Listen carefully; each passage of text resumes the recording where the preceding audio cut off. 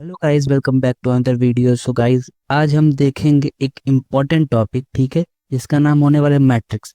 Although अभी तक तो आपने मैट्रिक्स सिर्फ मैथ में सुना होगा, और वो भी हमारे अभी कोर्स में नहीं। कोर्स में तो मैथ्स 2 में आपको मैट्रिक्स देखने को मिलेगा, लेकिन कोडिंग में आपको मैट्रिक्स बहुत जल्दी देखने को मिलेगा, ठीक है।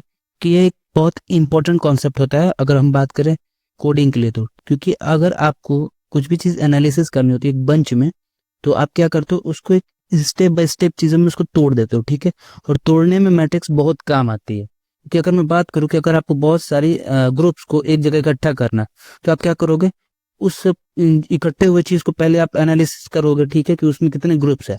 अब फिर कितने ग्रुप्स, मतलब जितने भी ग्रुप्स है उसके अंदर एनालिसिस करने के लिए आप हर एक ग्रुप में जाओगे, ठीक है। तो ये सुनने में आपको एक ऐसा चीज़ लग रहा हो कि अगर हम एक चीज एक सारे ग्रुप का लिस्ट बना ले, और उस जो ग्रुप का लिस्ट है उसके अंदर हम एनालिसिस करें, तो हमारा काम आता है मैट्रिसेस।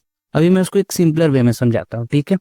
तो देखो, मैट्रिसेस होता है क्या। अगर आपको कोड में कभी भी एक ऐसी चीज देखने को मिले, तो आप समझ जाना कि मैट्रिसेस लागू हो चुकी है। अब देखो, मैट्रिसेस होती क्या है और दिखती कैसे है। तो देखो, यहाँ पे मैंने आपको एक बना के दिखाया हुआ है, ठीक है। मैट्रिसेस अगर कोड के लैंग्वेज में करे तो ऐसे दिखती है। कभी कभी इसको डिक्शनरी इन डिक्शनरी भी कर दिया जाता है, नेक्स्ट डिक्शनरी कहते हैं, ठीक है। यानी कि डिक्शनरी के अंदर डिक्शनरी। यहाँ पे क्या होगा, आपको ज्यादा कुछ नहीं, अगर मैं आपको दिखाऊं तो आपको कुछ ऐसे देखने को मिलेगा। वेट एक सेकेंड।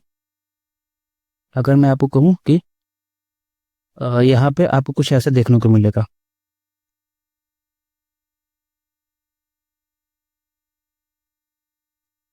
ठीक है। वेट, इसको मैं थोड़ा बड़ा कर लेता हूँ, ठीक है। ऐसा करके आपको इसके अंदर भी देखने को मिलेगा, ठीक है। यहाँ पे आपको बहुत सारे ऐसे करके आपको देखने को मिलेगा, यानी कि ये आपका एक डिक्शनरी हो गया, ठीक है। ये आपका दूसरा डिक्शनरी हो गया, और आपका एक फादर डिक्शनरी है जो कि इन दोनों डिक्शनरी को रखे हुए है, ठीक है। तो ऐसे डिक्शनरी इन डिक्शनरी दिखता है, और ऐसे लिस्ट इन लिस्ट दिखता है, और ये आपका दोनों क्या है, एक मैट्रिसेस फॉर्म करता है, ठीक है। अब बात करते हैं कि मैट्रिसेस आप कैसे बना, मतलब कोड के तरीके से कैसे उसको बनाओगे। अगर अब मैं आपसे कहूँ नॉर्मली हैंड से बनाने के लिए, तो वो तो ईजी है। अगर आपने मैथ लिया होगा, अगर आपने टर्म में, तो कैसे मैट्रिसेस बनता था, हम एक ऐसे लाइन ड्रॉ करते थे, ठीक है। सपोज ये एक लाइन है, और ऐसे रो को डिवाइड कर देते थे, ठीक है। तो आपका ये पूरा का पूरा मैट्रिसेस बन जाता था। लेकिन कोड में थोड़ा इंटरेस्टिंग तरीके से बनता है। तो कैसे बनता है ये चीज देखते हैं। तो देखो, यहाँ पे कोड लिखा हुआ है, ठीक है, इम्प्लेंटिंग। तो देखो, सबसे पहले अगर हम बात करें तो आपका एक प्रोसीजर बना दिया गया, क्योंकि आपको कोड में बार बार यूज करने होते हैं मैट्रिक्स। मैंने बोला ना कि कोड में इसका बहुत अहम हिस्सा होता है, यानी कि आपको इसको बार बार करने के लिए, मतलब बार बार इसको एनालिसिस करने के लिए आपको इसका यूज करना ही पड़ता है। तो अगर हम बात करें, तो आप एक प्रोसीजर बना दिया गया, और प्रोसीजर का काम ही होता है कि बार बार चीजों को एक ही छोटी जगह में लिख दे। तो देखो, यहाँ पे एक मैट्रिसेस के लिए आपको एक डिक्शनरी यूज किया गया, ठीक है। अगर आप यहाँ पे लिस्ट चाहें तो लिस्ट भी यूज कर सकते हैं। तो देखो, यहाँ पे एक ले लिया गया है वेरिएबल आई के नाम से। देखो, अब यहाँ पे क्या है, अगर मैं आपसे वो बताऊं कि जो कोड होता है, ठीक है, या तो आप पाइथन ले लो, कोई भी कोड ले लो, तो उसमें इंडेक्सिंग होता है, यानी कि उसकी किस चीज से आप उसको गिनना चालू कर रहे हो, ठीक है। तो जनरली जो कंप्यूटर साइंस होता है उसमें जितने भी लैंग्वेजेस होते हैं, वहाँ पे काउंटिंग जीरो से स्टार्ट होती है, ठीक है। तो अगर आप 5 रो, अगर मैं ऐसे करूँ, ठीक है, अगर मैं इसको 3 रो काउंट करता हूँ, 1, 2, एंड ये हो गया 3, ठीक है। अगर मैं इसको 3 रो काउंट करता हूँ, तो अगर मैं इसके इंडेक्सिंग की बात करूंगा, तो इंडेक्सिंग कैसे करूंगा, ये है हमारा 0, ये है हमारा 1, एंड ये है हमारा 2, ठीक है। तो ऐसे हमारा इंडेक्सिंग होगा। तो रो तो हमारा यहाँ पे 3 ही है, लेकिन यहाँ पे आई हमारा 0 से स्टार्ट हुआ है, इस वजह से ये 2 तक की वैल्यू को लेगा, और 2 तक की वैल्यू को भी लेगा, तो ये हमारा 3 रो का ही मैट्रिसेस बना के देगा, ठीक है। तो अगर आप रो 3 लेते हो, तो आई को इससे छोटा होना ही पड़ेगा, तभी वो उसने बराबर आपको मैट्रिसेस बना के देगा, ठीक है। तो ये चीजें आपको ध्यान में रखनी है, यानी कि आपका जो आई है, रो आप जितने लोगे उससे एक कम ही तो आई होगा ना, इसी वजह से आपका आई छोटा होगा रो से। तो देखो, अब अगर मैं बात करूं कि यहाँ पे डिक्शनरी को कैसे एनालिसिस करते हो, तो डिक्शनरी को एनालिसिस करने के लिए मैंने आपको बताया था कि यहाँ पे पहले आप डिक्शनरी का नेम लिखते हो, फिर स्क्वायर ब्रैकेट के अंदर उस की को लिखते हो, यानी कि आपको जिसको लेना होता है। तो यहाँ पे जैसे कि अगर आपका 0 आएगा, तो यानी कि क्या आएगा, 0, 0 रो आएगा, यानी कि आप इस रो को देख रहे हो, ठीक है। अगर मैं बात करूँ इस डिक्शनरी में, ठीक है, ये यहाँ पे आपका एक डिक्शनरी बना हुआ है, मैंने आपको डिक्शनरी बना रखा है, ठीक है। तो अगर डिक्शनरी अगर आप 0 लेते हो, तो इस पहले वाले छोटे से डिक्शनरी को ले लेगा, ठीक है। अगर मैं बात करूँ यहाँ पे 0 की जगह 1 होगा, तो इस बड़े वाले डिक्शनरी के अंदर ये छोटा वाला जो वन इंडेक्सिंग का है उसको ये डिक्शनरी एनालिसिस करेगा, ठीक है। तो ये हो गया आपका यहाँ तक का कोड, यानी कि वो बड़े बड़े डिक्शनरी के अंदर एक छोटे बड़े डिक्शनरी को एनालिसिस कर रहा था।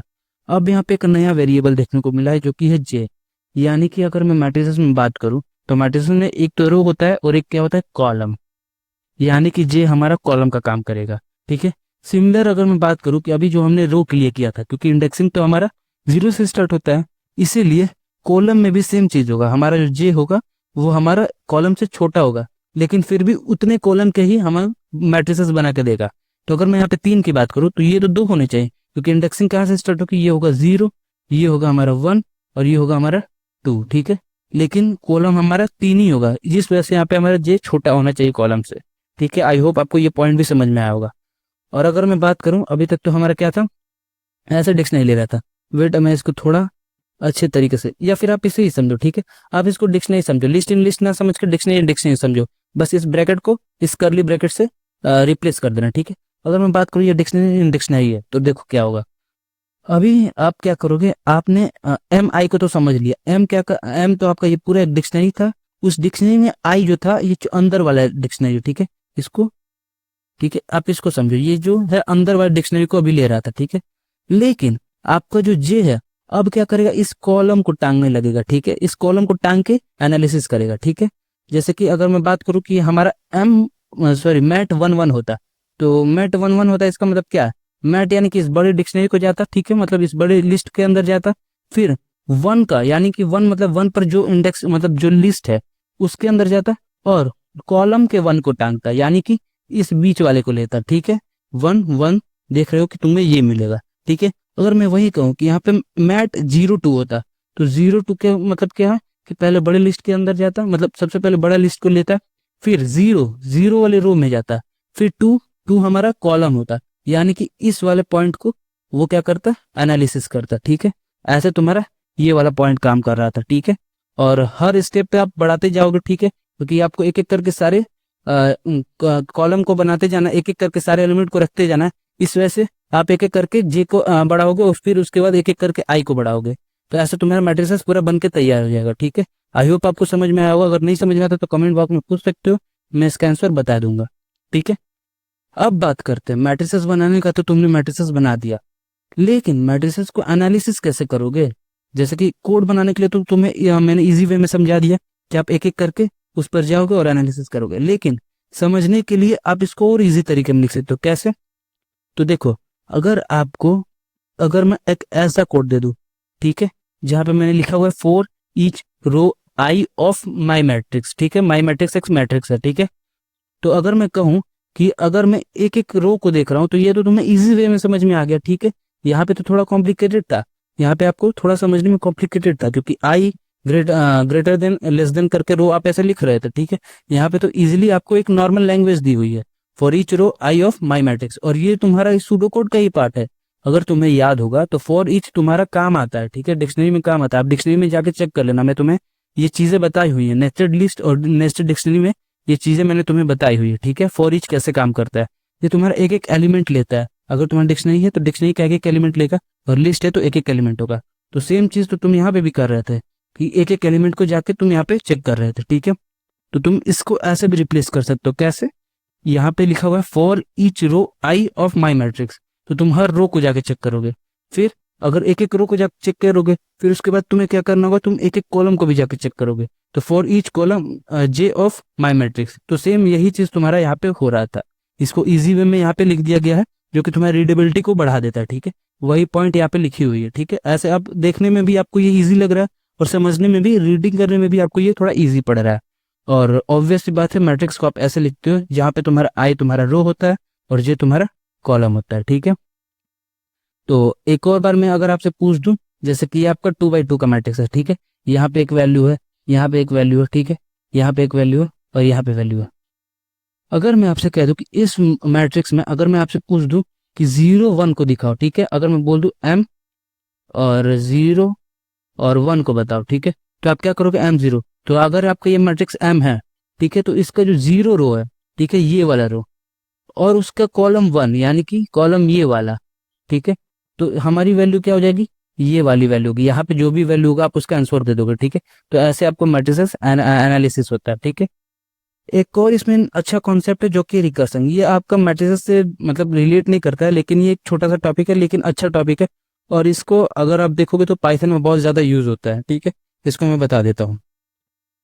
तो देखो, आपने मैथ में पढ़ा होगा फैक्टोरियल, ठीक है। फैक्टोरियल क्या काम करता है, अगर मैं पूछ दूँ 5 का फैक्टोरियल निकालना है, तो आप 5 का फैक्टोरियल क्या करोगे, उस नंबर को पूरा लिखते जाओगे अप टू 1 तक और उसको मल्टीप्लाई कर लोगे, ठीक है। जैसे कि अगर मैं पूछूं 1 का फैक्टोरियल, तो 1 का फैक्टोरियल 1 होता है। अगर मैं पूछूं 2 का फैक्टोरियल, तो 2 का फैक्टोरियल क्या होगा, 2 इंटू 1। 3 का पूछूं तो 3 इंटू 2 इंटू 1। 4 का पूछूं तो 4 इंटू 3 इंटू 2 इंटू 1। सिमिलरली अगर मैंने 5 का पूछा था, तो 5 का फैक्टोरियल क्या हो जाएगा, 5 इंटू 4 इंटू 3 इंटू 2 इंटू 1। तो यही चीज़ें आपका फैक्टोरियल होती है, ठीक है। इस फैक्टोरियल से रिकर्जन को समझना इजी होता है, इसलिए सब आपको यही एग्जांपल देते हैं, क्योंकि इससे समझना बहुत इजी होता है। तो देखो, अगर मैं आपसे कहूं कि आप एक प्रोसीजर बना लो, ठीक है, एक प्रोसीजर बना लो जिसमें आप बार बार इसके अंदर वाले को बुलाते जाओ, ठीक है, इसके बार बार अंदर वाले को बुलाते जाओ, तो क्या होगा कि आपका जो रिकर्जन होगा वो एक ही चीज में निपट जाएगा। जैसे कि देखो, अगर मैं आपसे कहूँ कि एक प्रोसीजर बनाओ फैक्टोरियल एन का, ठीक है, अगर आपका एन मतलब इफ जब तक आपका एन जीरो नहीं हुआ है, तब तक आप ये काम करते जाओगे, ठीक है। अगर आपका एन जीरो हो गया तो आप डायरेक्ट आंसर दे दोगे, लेकिन जब तक आपका एन जीरो नहीं हुआ है तो आप इधर आओ। इधर आओगे, क्या करोगे, आप उस नंबर को मल्टीप्लाई करते हो किससे, उससे एक कम से। अगर मैं 5 का बोलूँ तो क्या कर देते, 5 वेट 5, फिर 4, फिर 3, फिर 2 एंड फिर 1 को मल्टीप्लाई करते थे, यानी कि उससे एक कम को मल्टीप्लाई करते जाते थे ना। तो क्या अगर मैं फैक्टोरियल n माइनस 1 करूँ तो ये वापस इस पे जाएगा। अब n माइनस 1 यानी कि वो 4 को अब जाएगा, 4 को एनालिसिस करेगा, तो पहला 5 हो गया, अब वो वापस प्रोसेस फिर से इम्प्लीमेंट करेगा, तो 5 के बाद अब किसको, 4 को चेक करेगा। फिर वो 4 अगर एक बार हो गया तो फिर n माइनस 1 4 का क्या हो जाएगा, 3। 3 का आएगा तो वापस मल्टीप्लाई करेगा, यानी कि पहला तो आपका 4 का मल्टीप्लाई हो गया, ठीक है। अब दूसरी बार आएगा तो यहाँ पे तुम्हारा जो n हो जाएगा वो क्या हो जाएगा, 4 आ जाएगा, ठीक है, क्योंकि यहाँ पे n माइनस 1 लिए थे, तो यहाँ पे भी आओगे तो n माइनस 1 होगा जो कि तुम्हारा 4 है। अब क्या हो जाएगा, n माइनस 2 आएगा, क्योंकि यहाँ पे n माइनस 1, तो n माइनस 1 का माइनस 1 तो n माइनस 2। n माइनस 2 क्या है तुम्हारा, 3 है, तो 3 वापस यहाँ पे जाएगा, वापस आएगा तो यहाँ पे 3 आएगा, ठीक है, क्योंकि 3 यहाँ पे देख रहे हो, यहाँ पे मल्टीप्लाई होगा तो वापस 3 आएगा। अब ये वापस क्या करेगा, तो n माइनस 2 तक अभी तक तुम्हारा हुआ था, तो n माइनस 2 माइनस 1 यानी कि n माइनस 3। n माइनस 3 वापस इस n में जाएगा, और यहाँ पे n वाला यहाँ पे भी अपडेट हो जाएगा, तो यहाँ पे भी अपडेट होकर क्या हो जाएगा, 2 हो जाएगा, ठीक है। तो अभी तक n माइनस 3 था, फिर n माइनस 3 माइनस 1 तो n माइनस 4, तो n माइनस 4 यहाँ पे जाएगा, तो यहाँ पे भी अपडेट होकर n माइनस 4 हो जाएगा, तो यहाँ पे आपका 1 आ जाएगा। तो ऐसे ही आपका पूरा का पूरा रिकर्जन काम करता है, ठीक है। ऑल्दो एक थोड़ा इंपॉर्टेंट है, ये आपको पेपर में देखने को मिल सकता है, इसके क्वेश्चन आप लगा सकते हो, ठीक है। तो ये था आपका पूरा का पूरा रिकर्जन का प्रोसेस, रिकर्जन कैसे काम करता है। आप इसको ऐसे भी समझ सकते हो, अगर मैं एक बड़ा ब्लॉक लूँ तो उसके अंदर एक छोटा ब्लॉक, ठीक है, फिर उसके अंदर एक छोटा ब्लॉक, फिर उसके अंदर एक छोटा ब्लॉक, ऐसे काम करता है वो, ठीक है। यानी कि अगर मैं बात करूँ सबसे छोटे ब्लॉक को, तो हमारा मेन सेल होता है, यानी कि मेन सेल से हमारा अगर एक बार हमारा मेन सेल निकल गया, उसके ऊपर का जितना भी आपका लेयर्स है वो इम्प्लीमेंट कर देगा और आपका आंसर आ जाएगा, ठीक है। तो ऐसे आपका रिकर्जन काम करता है। आई होप आपको समझ में आया होगा। उसको हम बेस केस भी कहते हैं, जो मैंने मेन सेल को कहा था, ठीक है। तो ऐसे पूरे पूरे आपका मैट्रिसेस हो गया, और आई थिंक आपका रिकर्जन हो गया, जो कि एक छोटा सा टॉपिक था और उसको मैंने कवर कर दिया, ठीक है। तो आपका पूरा का पूरा मैट्रिक्स कवर हो चुका है और रिकर्जन कवर हो चुका है। इसके बाद है आपका ग्राफ। आई होप आपको ग्राफ भी इजीली समझ में आ जाएगा और इजीली वे में आपको समझा भी दूंगा, ठीक है। तब तक के लिए इतना ही, मिलते हैं नेक्स्ट वीडियो में।